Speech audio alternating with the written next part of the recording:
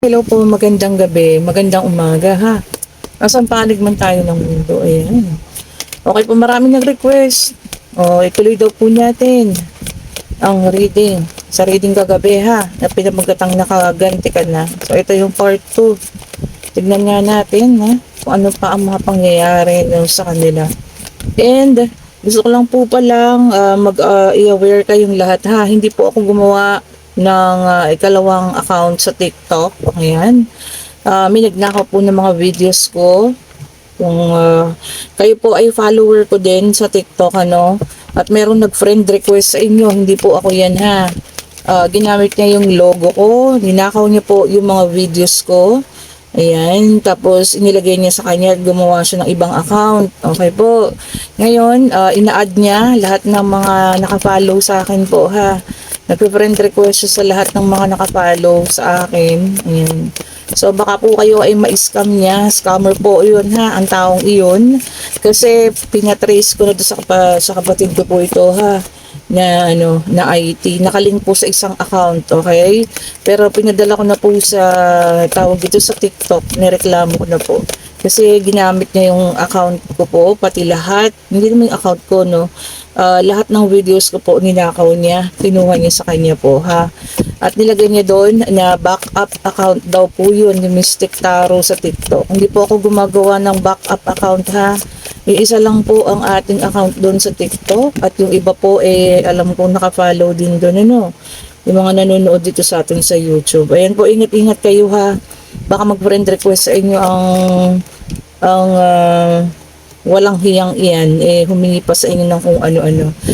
Gumagawa daw siya ng mga love spell, mga ganun-ganun. Alam niyo, hindi ko po ginagawa yan, ha? Alam niyo po yan. Okay po, ingat po, ha?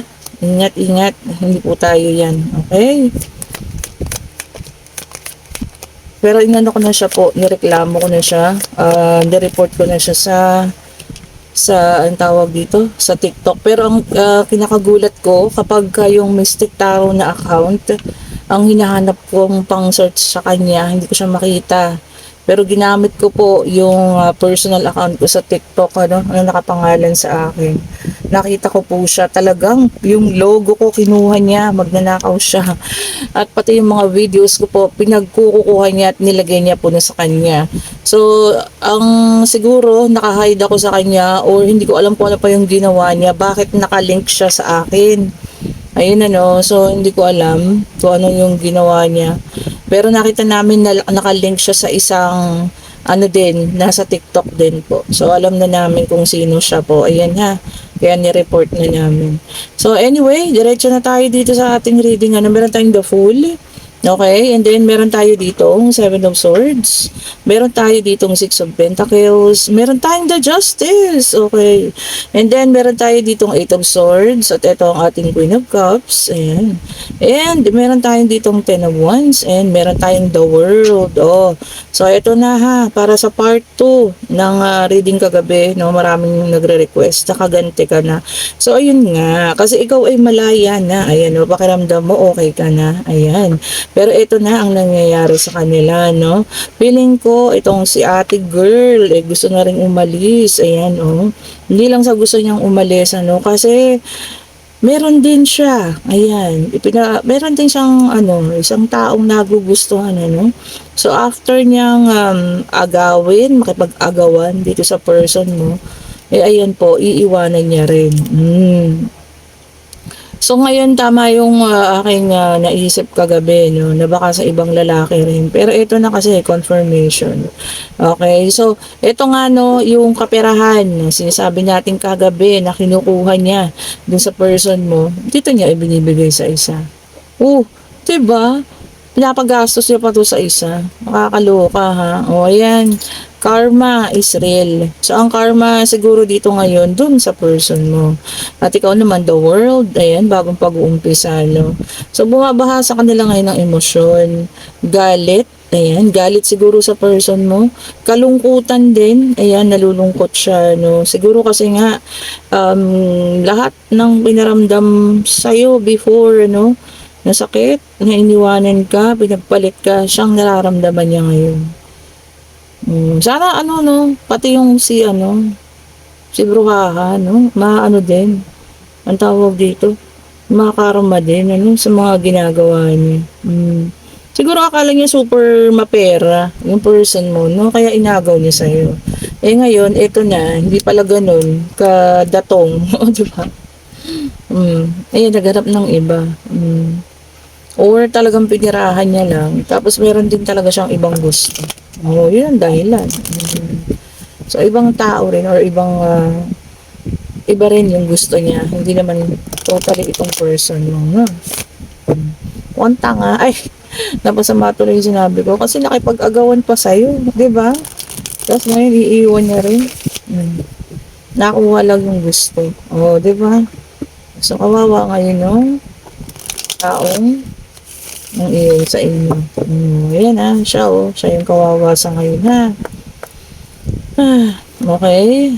Hindi pa naman ito makikipag-usap sa inyo Kasi kumbaga nilalasap niya pa yung kanyang kaparusahan or yung karma. At saka nahihiya pa yan. Naku naman. Nahihiya pa yan na kumontak sa inyo, no? Sa mga nangyari dahil hindi niya nga inakala. Na mangyayari sa kanya kung ano man yung ginawa niya sa inyo. Karma niya na yun. Kung may pag-alis na maaaring umalis na rin yung babae, ayan, ano. At sumama nga dun sa kanyang napili kung saan yung mga pera na nakuha niya doon sa partner mo dati or sa ex mo, doon niya pala ginagastos. Oh, di ba? Karma is real. Oy. And then meron tayo dito the hermit. The Hermit in reverse, which is an earth sign. Ayan. Loneliness, kalungkutan.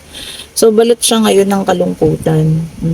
Siyempre, hindi niya akalain, na yung ginawa niya, mangyayari sa kanya. Diba? Ang ganda, no? Yun ang gusto ko talaga sa gigil ko na to, Yun ang gusto kong maranasan nila, no? Yun talagang eksaktong-eksakto na kung ano yung ipinadama sa'yo, yun din yung maramdaman nila. Diba, no? Yung pagkadurog mo ng mga panahon na yun. Yun sana yung maramdaman niya. And that's a good thing, That's karma. Okay po. Sabi ko nga, masamang mag-isip ng masama, no? Pero, pagka ganito naman, ang Diyos na ang bumawi at ang universe, di ba? Hindi na mapipigilan yan. And, meron tayo dito, earth sign ulit. Yung Queen of Pentacles and reverse. Talagang yung umalis, talagang maano siya sa pera. Sabi rito, deceit, using money. Talagang yun lang ang hinabol niya dun sa person mo. Kala niya mapera, tuloy-tuloy ang Uy, naku, talagang grabe ang kanilang Five of Wands, fire sign din competition, sabi rito, conflict, disagreement. Sobra nito. Baka, naku, huwag naman sana. Kasi baka ngayon na-realize ng person mo dati, ng ex mo na, siya ay naiputan sa ulo, Hirap yun, Ngayon pa nagka-realization ng gano'n, ayan na nga. And then, meron tayo ditong Seven of Cups, water sign. Ito, para sa iyo to. Lahat ng hiningi mo, ayan, ibibigay na raw po, Kapalit lahat ng sakit, ayan, talagang Hindi mo man, ginustong mangyari, pero alam mo yun, nandyan na, nakaganti ka na, part 2. Part 2 tayo, Katuwa, grabe.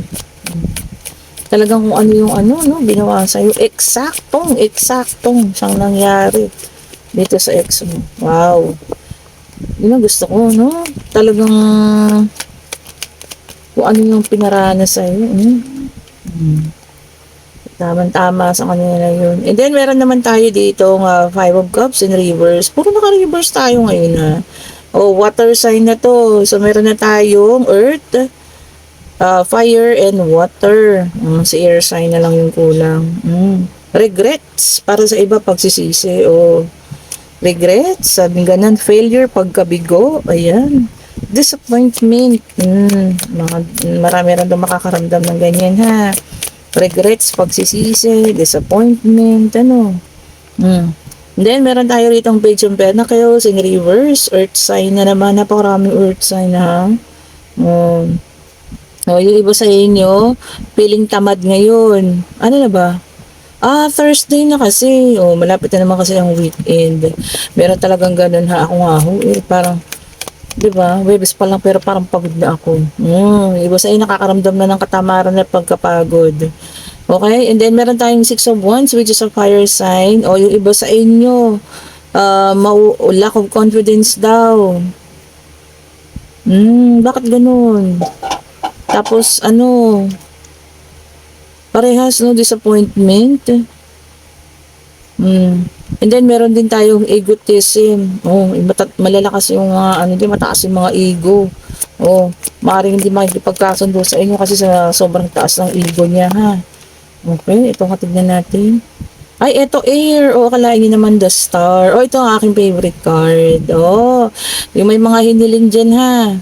Ito na po, ibinigay na. Humihingi ng healing. Ayan. Humihingi ng, tawag dito, financial. Ayan.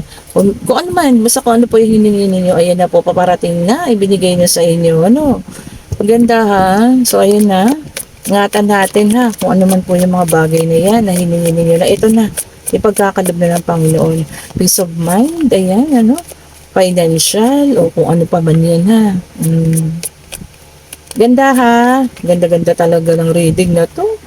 And then, meron tayo dito, Four of Wands in reverse, fire sign, ayan. Yung iba may pag-uumpisahan ng conflict. Ano ba yun? Bakit? Meron daw po yung pag-uumpisahan ng conflict ha. Kung ano yan. Ano sabi dito? Tungkol sa honesty. Pagiging tapat. Yun daw ang pag-uumpisahan. And then meron tayong Ace of Swords, which is an air sign. Ayan. Confusion. Yung iba malilito sa inyo. Baka meron taong nagpaparamdam sa inyo ng kung ano man. Tapos malilito kayo kung kaibigan lang ba or tinuturing kang espesyal, ganun. So, air sign yun ha. Maaari kayo ay malito. And meron tayo dito, Nine of Cups, which is a water sign. Oh, wish come true na naman. And trust the process daw po. Oo nga naman, magtiwala lang tayo po ha. At darating po yung ating hinihingi. Bibigay at bibigay po sa atin yan. And then, meron tayong Queen of Wands, which is a fire sign. Ayan. Yung iba sa inyo, confident na. Independent na. Okay, kaya na. And, meron ng determination. Kung sino man ito sa inyo, ha. So, ayun. Kumbaga, na-develop nyo na yung sarili ninyo. Nagkaroon na kayo ng pagbabago. Continue na po yan, ha. Yan ang mga sangkap para maging successful kayo. Yun naman talaga ang ating Queen of Wands. And karamihan nga, sa mga tao, talagang Queen of Wands. Kasi lumalakas ang loob, masipag, diba? Diyan naman nagsisimula yung pagiging achiever natin, Nagkakaroon tayo ng mga achievement dahil sa pagiging masipag natin. At malakas ang loob. Okay. And kung kayo yung nasa ating situational reading, sana nakaganti ka na part 2. Ayan. So yun ang dahilan kung bakit itong si ate girl nagkaroon sila ng matinding pag-aaway sa pera kasi nagastos niya rin yung kung hindi man siya ate girl kung hindi naman siya kuya naman siya and gusto gender specification tayo ha nagastos niya rin sa iba. So, siya rin may third party. 'Di ba? So, talagang pinirahan niya lang itong inyong ex-person. Ang nakakalungkot lang doon kasi alam niyo 'yun, nagkaroon pa kayo ng matinding kaguluhan noon. Pag-aaway, ganyan, pakikipaglaban at sad to say, hindi ka pinapili. Tapos ngayon, di ba, nangyayari sa kanila. Oo, nakakalungkot. At the same time, parang ako'y natutuwa rin naman. O, di ba? Kasi naranasan niya at naramdaman niya kung ano yung pinalasap niya sa inyo noon. O, di ba? Karma at eksaktong karma. Oh, 'di ba? Eksakto. Oh, magtanong na kayo. Ito na ang ating yes and no card. Ayan. Pag-ibig, pangyayari, ayan, financial, pag-travel, kung ano man po, ha. Itanong nyo na sa inyong puso at isipan. Divine Universe, ibigay mo po sa amin ang kasagutan. Ayan po. Ayan po, ibigay mo na sa amin ng kasagutan. Ano po? Ay, ayun, oh. Ay, ang ganda. O, maaari po ang sagot ha. And then, meron tayo ditong Wheel of Fortune. Ayan, turn of tamang-tama. Oo, talaga. Para dun sa ating situational reading. Ito kasi, ang tawag dito, turn of tables. Ayan, ano. And, kumbaga, umikot na yung kapalaran. Karma, ayan, no? Tamang-tama. Destiny. So, ayun na nga. So, ayun. So, kahit na alam niyo yun, pigilan nila, hindi mapipigilan. Kasi nakatadhana na yun eh. Nakatadhana na yun na maranasan nila kung ano man yung ginawa nila sa inyo, no? And maaari po ang sagot, ha? And kung meron man kayong pag-travel, kasi since this is also a Wheel of Fortune travel din, ayan, mag-ingat po. Ayan, magiging maayos naman. Okay po. And kung nagugustuhan yung ating reading, pa-like, pa-share, pa-subscribe, and hit the notification bell para lagi kayong updated sa ating mga bagong videos na nire-release po. And kung nagugustuhan yung ating mga bracelet, ayan, sa Saturday po tayo magpapa-JNT. Mag-order na kayo. Lapis Lazuli. Ayan. Lapis Lazuli is ang tinatawag nilang Crystal of Wishes. Lahat daw ng hingiin ay may bibigay ng Lapis Lazuli. Siguro naman, syempre, wag lang masama ha. And then, meron tayong Tiger Eye for wisdom and clarity. Pampatalino rin. Maraming estudyante nagsusuot niyan. And ito ang ating Carnelian. Kung meron kayong minamanifest na isang taong gusto magbalik, ayan po. At ito ang ating Rose Quartz. Ito para sa pag-ibig. Ibibigay niya sa'yo, no? Kung ano man yung talagang nais para sa'yo. Peace of mind or panibagong pag-ibig man yan, kung ano man po, ha? At syempre, ang ating original jade. Itong original jade is itong green po, ha? Ang original jade po is stone from the heaven. O, yan. Sabi nila kasi, ang nagsusuot daw ng original jade, malapit sa Diyos. O, ayan. So, kahit anong hingin mo sa Kanya, ibubulong niya sa Panginoon, ha? At syempre, ang ating citrine mantra. Ayan, wala lang dapat patunayan. Napakaganda ng ating citrine mantra, ha? At marami na pong manifestation yan. Marami nang natulungan sa kanilang financial. And ito rin yung ating original citrine. O, same thing po, ha? Ito po ang ating rainbow jade. Parehas nito, stone from the heaven. At syempre, itong ating black rose tourmaline. Ayan. Ito para sa mga omen, mga sumpa-sumpa. Ayan, kung may nakakaramdam kayo ng ganun, pangontra yan. Ito, combination of tiger eye and black tourmaline po. Ito naman ang ating mga amethyst for good health and good luck. At ito po ang black tourmaline. Okay po, for negative energy turns into positive energy. Okay, so kung nagugustuhan niyo ulit ang ating reading, pa-like, pa-share, pa-subscribe, and hit the notification bell para lagi kayong updated sa mga bagong videos natin. Maraming salamat sa mga bagong subscribers, sa mga datihan na, sa mga kauna-unahan, ayan, sa mga nag-chat sa akin sa messenger. Masensya na kayo kung minsan hindi ako makasagot. Alam niyo naman, may trabaho po tayo, ha. And inuulit ko po, ha, kung mga follower ko kayo sa TikTok na nakapag follow at finalo kayo ng isang account na yun, hindi po ako yan. Isa lang po ang ating account sa TikTok na may 10,400 plus followers. Yun lang po, ha. Hindi po ako gumawa ng bago kasi baka hingan kayo ng pera ng mangloloko na ito, no? Okay po. Thank you so much for watching. Have a great day po and stay safe. Bye-bye po.